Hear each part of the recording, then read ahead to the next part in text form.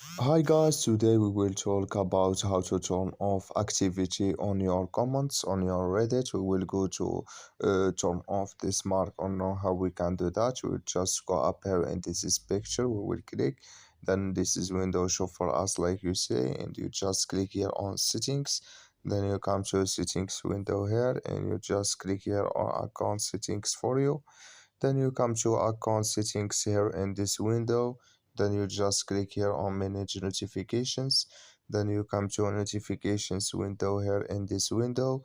Then you just come here to activity on your comments. You would click here on this is call mark or this is color, and like you say color it's gone. That's main activity on your comments, it's turned off now.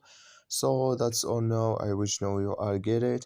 You just follow this is ways and it's going to work with you. Thank you for your watching. Don't forget to support us by like and subscribe. See you in next video.